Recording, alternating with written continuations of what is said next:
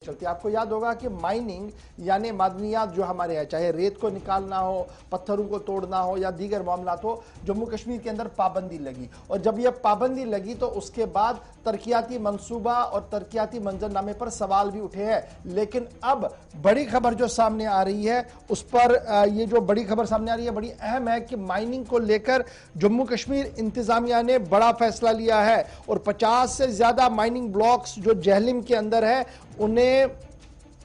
मकामी लोगों के लिए मखसस रखा जाएगा, दोबारा दिया जाएगा। इस तरीके की बात जो है वो सामने आ रही है, क्योंकि साथ साथ ये भी खबर सामने आ रही है कि जिन गैर रियासती लोगों के नाम ये माइनिंग अलॉट की गई थी, एक ई टेंडरिंग हुआ था, वो एनवायरमेंट क्लियरेंस देने में नाकाम हुए हैं। यानी एनवायरमेंट क्लियरेंस की जो सर्टिफिकेट उन्हें देनी थी उसमें वो मुकर्ररा मुद्दत के अंदर लाने में नाकाम हुए, जिसके बाद आला सतही इजलास के अंदर यह फैसला लिया गया है कि ये सारी बिडिंग्स जो हैं ये कैंसिल की जाए और मकामी जो रिवायती और रियासत के पुश्तैनी बाशिंदे और रिवायती तौर पर इस काम के साथ जुड़े हुए हैं उनको एक नया मौका दिया जाए ताकि वो अपने रोजगार को भी चलाएं, माहौलियात को भी नुकसान ना हो और सरकारी खजाने पर भी सेंधमारी ना हो। लेफ्टिनेंट गवर्नर साहब लगातार इस पूरे मामले पर देख रहे थे, लेकिन अब यह फैसला हुआ कि तकरीबन 58 माइनिंग ब्लॉक जो जहलिम के अंदर है वो लोकल्स के लिए दिए जाएंगे, क्योंकि एनवायरमेंट क्लियरेंस जो बाहर के लोगों को लानी थी वो उसमें लाने में नाकाम हुए हैं। साथ साथ जो क्वायरी वर्कर्स है, यानी जो पहाड़ हमारा है जहां से वो लोग अथवाजन और पंथा चौक के अंदर काम करते थे, उस पर पाबंदी आयद कर दी गई थी। उस पाबंदी के अंदर भी बहुत जल्द ही नरमी देखने को मिल सकती है। ये बड़ी खबर हम आपको बता रहे हैं कि बाज़ाब्ता तौर पर गुज़श्ता दिनों जो मीटिंग हुई है उस मीटिंग के अंदर जो ज़राए से हमारे पास खबर है, दो बड़े फैसले लिए गए हैं। एक कि माइनिंग के मामले पर जो जहलिम के अंदर रेत निकाली जाती थी, बाजरी निकाली जाती थी, उस सिलसिले में जो 50 से ज़्यादा माइनिंग स्पॉट्स थे, उन्हें ब्लॉक्स थे, उन्हें मकामी आबादी के लिए दिया जाए, उन लोगों के लिए दिया जाए जो रिवायती तौर पर इस काम के साथ जुड़े हुए। नंबर एक, अथवाजन और उसके साथ साथ पंथा चौक, ये वो एरिया था जहां से पत्थर निकाले जा रहे थे और हजारों लोग बेरोजगार हुए थे, क्योंकि वहां पर भी पाबंदी आयद कर दी गई थी। यहां पर भी खबर यह है कि उस वहां से पाबंदी हट सकती है। साथ साथ खबर यह भी बताई जा रही है कि अब सर्वेलेंस सिस्टम होगा, माइनिंग सर्वेलेंस सिस्टम को इंस्टॉल किया जाएगा और जीपीआरएस के जरिए से पूरे मामले पर निगरानी भी रखी जाएगी। चलिए, मजीद तफसीलात के लिए अपने सीनियर साथी सैयद तजम्मुल के पास श्रीनगर चलते हैं। सैयद तजम्मुल, जरा डिटेल में मजीद समझाइएगा कि नया फैसला जो है इससे मकामी लोग जो हैं, जो बल्कि सैयद रऊफ हमारे साथ जुड़े हैं, सैयद रऊफ फारूकी, जो मौजूदा वक्त में इंतजामिया ने फैसला लिया, कितनी बड़ी राहत है और इस फैसले से जो अब नए ब्लॉक्स के अंदर जेहलम पर या इसके बाकी हिस्सों के अंदर जहां पर माइनिंग हो रही थी, क्या कुछ इस फैसले के बाद राहत मिलने वाली है मकामी लोगों को, खासतौर से जो इंतजार कर रहे थे तवील अरसे से?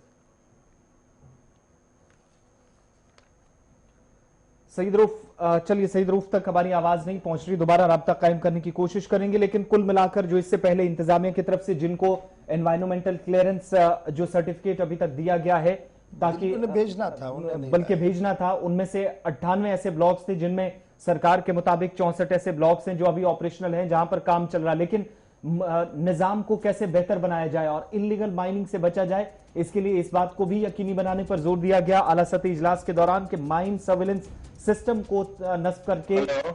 हवा के जरिए या जैसे ड्रोन से उन इलाकों के अंदर, उन ब्लॉक्स के अंदर नजर रखी जा सके जहां पर इलीगल माइनिंग हो रही थी, और जिससे बचने के लिए इंतजामिया ने कदम उठाया था कि मकामी लोगों को काफी हद तक रोजगार से महरूम भी कर दिया गया था। लेकिन अब जब फैसले को रिव्यू किया गया, जायजा लिया गया, तो इस फैसले के बाद अब न सिर्फ माइन सर्विलेंस सिस्टम इस वक्त लगाया जाएगा, बल्कि उसके साथ साथ मकामी लोगों को राहत देने की भी बात कही गई है। सईद रूफ फारूकी, आप सुन पा रहे हैं हमें? जी जी, बताइएगा फैसला जो इंतजामिया का है इससे कितनी बड़ी राहत और क्या कुछ अहम इसके निकात हैं इस फैसले के? बिल्कुल आसिफ, एक बड़ी राहत भरा फैसला है ये यहाँ के अवाम के लिए, क्योंकि काफी टाइम से लोगों की डिमांड है जो इसके साथ मुंसलिक रहे, खासकर वो लोग जो जहलिम से रेती निकाल रहे थे, क्योंकि सरकार ने इस पूरे आउटलेट को बाहर की कंपनियों के लिए दिया था और यहाँ के जो लोग हैं, हजारों लोग जो इसके साथ मुंसलिक थे, वो तो एक तो बेरोजगार हो गए थे और दूसरा जो सरकार ने फिर टारगेट भी दिया था वो टारगेट भी कहीं पूरा नहीं हुआ था और उन कंपनियों को 2-3 बार सरकार की नोटिस भी गई है इस हवाले से, मगर उस पर कोई पेशरफ्त नहीं हुई है। और फिर एक डिमांड हम कह सकते हैं यहाँ की सिविल सोसाइटीज की तरफ से या जो पॉलिटिकल पार्टीज के मुख्तलिफ लीडरान है उनकी तरफ से सरकार के पास बार बार ये डिमांड गई है कि अब यहाँ के जो बेरोजगार लोग हुए हैं जो इसके साथ जुड़े हुए थे उनको अलाउ किया जाए, वो इसको आगे बढ़ाएंगे और एक तो उनका रोजगार चलेगा और दूसरा कि यहाँ पे अब देखिए रेत और जो पत्थर जो है अब यहाँ अगर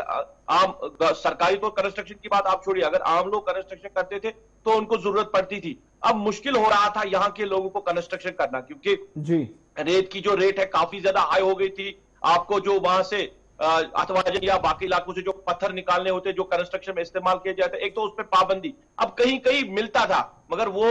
कह सकते ब्लैक मार्केटिंग उसकी होती थी और उसमें भी काफी ज्यादा रेट्स जो है चार्ज किए जाते थे। और सरकार के पास बाकायदा तौर पर ये पहले से ही इस हवाले से यहाँ की पॉलिटिकल पार्टी के लीडरान ने, सिविल सोसाइटी के लोगों ने इस हवाले से सरकार को आगाह किया था कि इस पे कहीं ना कहीं नजरसानी की जाए। और बार बार लेफ्टिनेंट गवर्नर साहब के पास जब ये मामला गया तो खुद इसकी निगरानी लेफ्टिनेंट गवर्नर साहब कर रहे थे और उन्होंने अब जो फैसला लिया है इससे कहीं ना कहीं यहाँ के आम आदमी को भी राहत मिलेगी और जो बाकी लोग इसके साथ मुंसलिक है। देखिए रेत आप छोड़िए, रेत तो आप एक तरफ से कर रहे हैं मगर जो लोग अथवाजन और पाथा चौक के जो लोग हैं वहां उन्होंने एक तो वो खुद इस काम के साथ लगे हुए सालों से, दूसरा उन्होंने ट्रांसपोर्ट लिया है, गाड़ियां उन्होंने ली है और वो गाड़ियां उन्होंने ली है जिन पे बैंक का कर्जा भी है, लोन है। और वजह यही है कि वो उस इलाके में वो बिजनेस करते थे, गाड़ियों में वो माल एक जगह दूसरी ले गया। जब बैन उस पर कर दिया गया तो हजारों की तादाद में ऐसे लोग हैं जिनके घरों में गाड़ियां भी पड़ी, टिप्पर या बड़े ट्रक पड़े हैं, वो कोई काम न कर सके और इस पे बैन की वजह से उनको मुश्किलात हो रही थी क्योंकि एक तो बैंक का कर्जा, ऊपर से वो खुद भी काम नहीं कर सकते थे और उनकी गाड़ियां पड़ी बैठी थी। अब सरकार ने इसमें कहीं ना कहीं नजरसानी की। देखिए लेफ्टिनेंट गवर्नर साहब ने इस पे पहले भी कहा था कि इसको हम देख रहे हैं, मॉनिटर कर रहे हैं और इसमें बात जरूर होगी और नजरसानी हुई उन लोगों के लिए एक बड़ा फैसला है यहाँ की जम्मू का, खासकर कश्मीर की आवाम के लिए और उन लोगों के लिए जो इसके साथ ये मामला दरअसल जम्मू के अंदर भी इसी तरीके का बना हुआ है। फिलहाल बड़ी खबर जो हम आप बने रहेंगे, थोड़ी देर में दोबारा आपके पास लौटते हैं। फिलहाल बड़ी खबर जो हमने आपको बता दी कि कुछ ब्लॉक्स जो गैर रियासती लोगों को मिले थे ई ऑक्शनिंग के जरिए से, रिव्यू मीटिंग के दौरान ये देखा गया कि जो सेट टाइम था उस टाइम के अंदर वो एनवायरमेंटल क्लियरेंस देने में नाकाम हुए हैं। उसके बाद एक सिफारशी नोट जो है वो लिखा गया है मरकजी हुकूमत को कि ये जो सारी टेंडरिंग है इसको कलअदम करार दिया जाए और रिवायती जो रिवायत के मुताबिक लोग, मकामी आबादी है, उन्हें यहां पर काम करने की इजाजत दी जाए। नोट चला गया है जी मरकज को, लेटेस्ट होप्स हो कि वहां से भी एक पॉजिटिव सिग्नल आए ताकि नौजवान जो लगातार सरापा एहतिजाज थे, और ये लाखों की तादाद में, जब आप जम्मू से लेकर कश्मीर तक देखेंगे तो हजारों घर इसके साथ जुड़े हुए हैं और फिर जब आप इंफरादी सतह पर इसको देखेंगे तो लाखों लोग जो थे वो काफी मायूस भी थे, काफी परेशान भी थे। लेकिन अब आहिस्ता आहिस्ता करके शायद उनके मामला भी हल हो सकता है, ये उम्मीद लगाई जा रही है क्योंकि माइनिंग का मामला आहिस्ता आहिस्ता करके अपने क्लोजर पर आ रहा है जहां पर मकामी आबादी को भी राहत मिल सके।